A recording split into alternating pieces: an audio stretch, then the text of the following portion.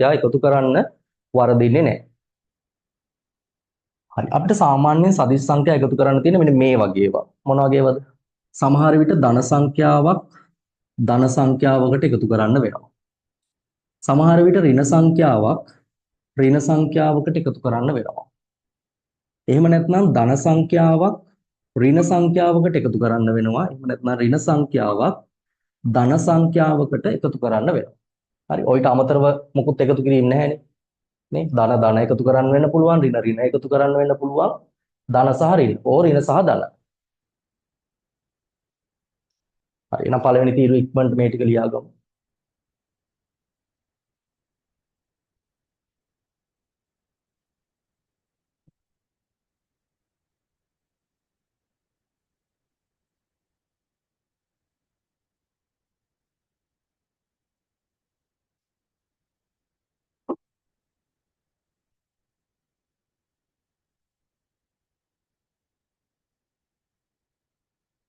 හරි. මම දෙවෙනි තීරුවේ දාලා තිනවා සදිස සංඛ්‍යාවල ලකුණු කියලා. හරිද? ඒ කියන්නේ මේ ප්‍රශ්නේ දෙන සංඛ්‍යා දෙකේ ලකුණු මොන වගේද කියන එක. හරිද? මේ ප්‍රශ්නේ දෙන සංඛ්‍යා දෙකේ ලකුණු මොන වගේද කියන එක. ඒ කියන්නේ සමාන ලකුණුද අසමාන ලකුණුද කියන එක. සර් ඔව්. මේ රෙකෝඩින් එක දානවා සර් මෙහාට හයියෙන් වහිනවා. හරි. රෙකෝඩින් එක හෙට වගේ group එකට එවන්න.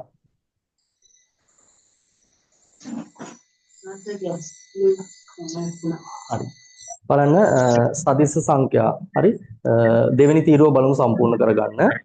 දෙවෙනි තීරුවේ ඔයගොල්ලන්ට තියෙන්නේ සමාන ලකුණුද අසමාන ලකුණුද කියන එක. හරි. ඒ කියන්නේ එකම ජාතිය ලකුණුද අපිට එකතු කරන්න තියෙන්නේ වෙනස් ජාතිය ලකුණු. එකම ජාතිය කියන්නේ ධන ඍණ ඍණ. හරි. වෙනස් ලකුණු කියන්නේ ධන සහ ඍණ. ඍණ සහ ධන. හරි. අපි බලමු මේක. ධන සහ ධන මොන වගේ ලකුණුද? සමාන ලකුණුනේ. එකම ජාතිය ලකුණු. එහෙනම් මම මෙතන ලියනවා සමාන කියලා. හරි. කෙටියෙන් ලියාගමු. සමාන. හරි. සදිස් සංඛ්‍යාවල ලකුණු සමාන ලකුණු. සමාන කියන්නේ මේක නෙවෙයි හොඳේ. මේකත් සමාන තමයි. මෙතනදි මම සමාන කියලා අදහස් කරන්නේ එකම ජාතිය කියන එක. හරි. ධන නම් අනිත් කෙනත් ධන. දැන් මෙතන බලන්නකෝ. ඍණ සහ ඍණ. ඒ කියන්නේ සමාන ලකුණුනේ. එකම ජාතිය ලකුණු. මෙතනදි බලන්න විරුද්ධ ජාතිය ලකුණු නේද? ධන සහ ඍණ වෙනස් ලකුණු. එහෙනම් මම මෙතන ලියනවා අසමාන ලකුණු. කියන්නේ අසමාන ලකුණු දෙකක සදිස් සංඛ්‍යා දෙකක් තමයි මෙතන තියෙන්නේ. හරි. මෙතනත් අසමාන ලකුණු. හරි. එන්න දැන් මතක තියාගන්න අපි එකම ජාතිය ලකුණු එකතු කරොත් හරි. ඒ කියන්නේ ධන සහ ධන හෝ ඍණ සහ ඍණ එකම ජාතිය ලකුණු එකතු කරොත් පිළිතුරට එන්නේ ඒ තියෙන ලකුණමයි. හරිද? එකම ජාතිය ලකුණු එකතු කරොත් පිළිතුරට එන්නේ ඒ තියෙන ලකුණමයි. එහෙනම් ධන සහ ධන සංඛ්‍යා එකතු කරනකොට පිළිතුරේ ලකුණ මොකක්ද? ධන. ඍණ සහ ඍණ සංඛ්‍යා එකතු කරනකොට පිළිතුරේ ලකුණ මොකක්ද? තියෙන එකම. මොකද තියෙන්නේ? ඍණ. එහෙනම් තියෙන ලකුණමයි ඍණ. හරිද? සමාන ලකුණු දෙකක්. ඒ කියන්නේ එකම ජාතියේ ලකුණු දෙකක් එකතු කරනකොට ඒ තියෙන ලකුණමයි පිළිතුරට එන්නේ. විරුද්ධ ජාතියේ ලකුණු දෙකක් එකතු කරනකොට ඒ කියන්නේ ධන සහ ඍණ හෝ ඍණ සහ ධන එකතු කරනකොට පිළිතුරේ ලකුණ වෙන්නේ වැඩි අගයෙහි ලකුණ.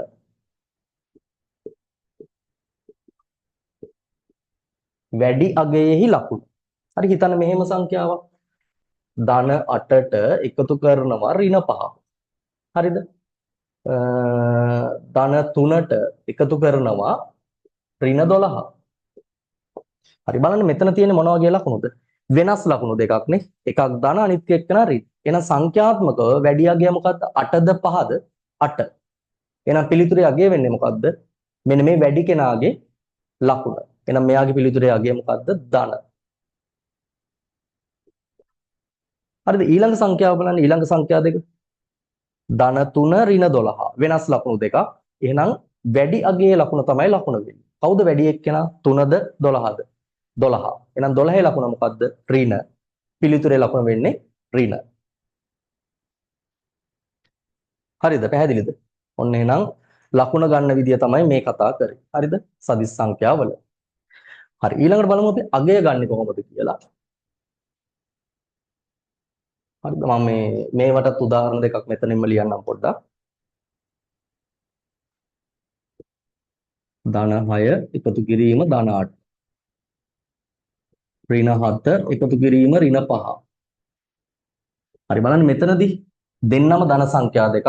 එහෙනම් පිළිතුරේ ලකුණ මොකද්ද? ධන. මෙතනදී දෙන්නම ඍණ සංඛ්‍යා දෙකක්. එහෙනම් පිළිතුරේ ලකුණ මොකද්ද? ඍණ. හරිද පැහැදිලි නේද? හරි ඊළඟට මතක තියාගන්න සමාන ලකුණු. ඒ කියන්නේ එකම ජාතිය එකතු කරනකොට ඕගොල්ලන්ට තියෙන්නේ අර සංඛ්‍යා දෙකේ අගයන් දෙක එකතු කරන්න. හරි එහෙනම් මෙතනදී මොකද කරන්නේ? එකතු කිරීම. මේ දෙන්නත් ඍණ ඍණ කියන්නේ එකම ජාතියේ ලකුණු. එහෙනම් අපි අර අගයන් දෙක එකතු කරනවා.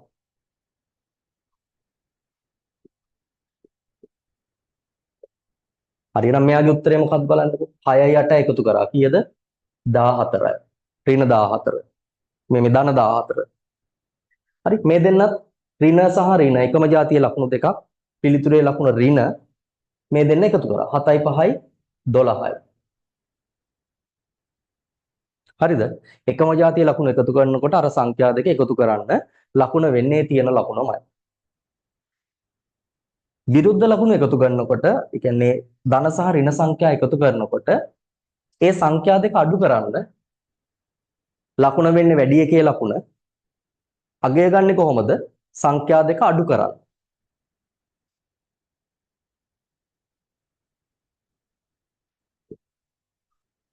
හරි මේ දෙන්න අඩු කරන්න ඕන. මොකද වෙනස් ලකුණු දෙකක් ඉඳලා මේ දෙන්නගේ උත්තරේ ගන්නකොට මොකද්ද වෙන්න ඕන? වෙනස් ලකුණුනේ. එහෙනම් අපි අඩු කරනවා. ඔන්න ඔක මතක තියාගන්න. හරිද? සදිස් සංඛ්‍යා එකතු කරන්නේ එතකොට වර්ධින්නේ නැහැ. එතකොට සදිස් සංඛ්‍යා එකතු කරන්න පුළුවන් නම් ඔයගොල්ලෝගේ බීජීය ප්‍රකාශන වර්ධින්නේ නැහැ. බීජීය ප්‍රකාශන සුළු කිරීම වර්ධින්නේ නැහැ. හරිද? එතකොට ගොඩක් පාඩම් මේ සදිස් සංඛ්‍යා එක්ක හරියට කරගන්න පුළුවන්. මේක නැති වුණොත් හරි මේ සදිස් සංඛ්‍යා දැනුම නැති වුණොත් ගොඩක් පාඩම් කරගන්න බෑ. හරි. එහෙනම් බලමුද මේ වගේ අගයන් මොනවද කියලා. වෙනස් ලකුණු දෙකක් වැඩි එක්කෙනා සංඛ්‍යාත්මක වැඩි එක්කෙනා 8 8 ලකුණ ධන පිළිතුර ධන මේ දෙන්න අඩු කරනවා 8න් 5ක් අඩු කරනවා කීයද 3යි හරි එහෙනම් කීයද පිළිතුර 3 ධන 3 මෙතන තියෙන්නේ වෙනස් ජාතිය ලකුණු දෙකක් නේ ධන සහ ඍණ වැඩි කෙනා සංඛ්‍යාත්මක වැඩි කෙනා 12 12 ලකුණ ඍණ එහෙනම් පිළිතුර ඍණයි මේ දෙන්න අඩු කරනවා 12න් 3ක් අඩු කරාම කීයද 9යි හරි එහෙනම් උත්තරේ කීයද ඍණ 9 හරි මේ වගේ උදාහරණ කිහිපයකුත් ලියා ගන්න මේ වගේ උදාහරණ කිහිපයකුත් ලියා ගන්න ඊට පස්සේ මම තනියම කරන්නත් උදාහරණ මොකක්ද ඒ තියෙන ලකුණමයි හරි එහෙනම් මෙයාගේ ලකුණ මොකද්ද ඍණ අගය ගන්න කොහොමද එකම ජාතිය ලකුණු දෙකක් එකතු කරනකොට අගය වෙන්නේ ඒ දෙන්න එකතු කරන්න ඕන හරි එහෙනම් 8යි 11යි එකතු කරාම කීයද 19යි ඍණ 19 පළවෙනි එකට උත්තරය හරිද කියලා බලන්න දෙවෙනි ප්‍රශ්නය බලන්න ධන 3 ධන 10 ධන එකම ජාතිය ලකුණු දෙකක් එහෙනම් තියෙන ලකුණමයි පිළිතුරට එන්නේ මේ අගයන් දෙක මොකද කරන්න ඕන එකම ජාතිය එකතු කරනකොට එකතු කරනවා 3යි 10යි 13යි හරිද ඊළඟ එක බලන්න ධන 12 ඍණ 5 වෙනස් ලකුණු දෙකක් වෙනස් ලකුණු නම් සංඛ්‍යාත්මක වැඩි එකේ ලකුණ තමයි ලකුණ වෙන්නේ පිළිතුරට කවුද වැඩි එක්කෙනා 12ද 5ද 12නේ එහෙනම් පිළිතුර මොකද්ද ධන අගය ගන්න මොකද කරන්නේ වෙනස් ලකුණු එකතු කරනකොට ඒ සංඛ්‍යා දෙක අඩු කරනවා හරි සංඛ්‍යාත්මක අගයන් දෙක අඩු කරනවා 12න් 5ක් අඩු කරාම කීයද 7යි ධන 7 හරිද හරි ඊළඟ එක බලන්න හතරවෙනි එක ඍණ 23 ධන 20 වෙනස් ලකුණු දෙකක් වැඩි කෙනාගේ ලකුණ වැඩි කෙනා 23 එහෙනම් ඍණ අගය ගන්න මේ දෙන්න අඩු කරන්න ඕන වෙනස් ලකුණු නම් 23න් 20ක් අඩු කරාම කීයද 20යි හරි මෙතන බලන්නකො වෙනස් ලකුණු දෙකක්නේ වෙනස් ලකුණු නම් අපි අගය ගන්න මොනවද කරන්නේ අඩු කරනවා හරි. එතකොට 11න් 11ක් අඩු කරනවා. 11න් 11ක් අඩු කරාම කීයද? බිඳුවයි. බිඳුව ධනද ඍණද? බිඳුව ධනත් නෙවෙයි ඍණත් නෙවෙයි. හරි. බිඳුවට ලකුණක් නැහැ. හරි. බිඳුව આવොත් ඔයගොල්ලෝ ධන ඍණ ලියන්නේ නැහැ. වරහන් දාන්න ඕනෙත් නැහැ. නිකම්ම බිඳුව කියලා ලිව්වම හරි. හරිද? පැහැදිලිද? ඔන්න එකතු කිරීම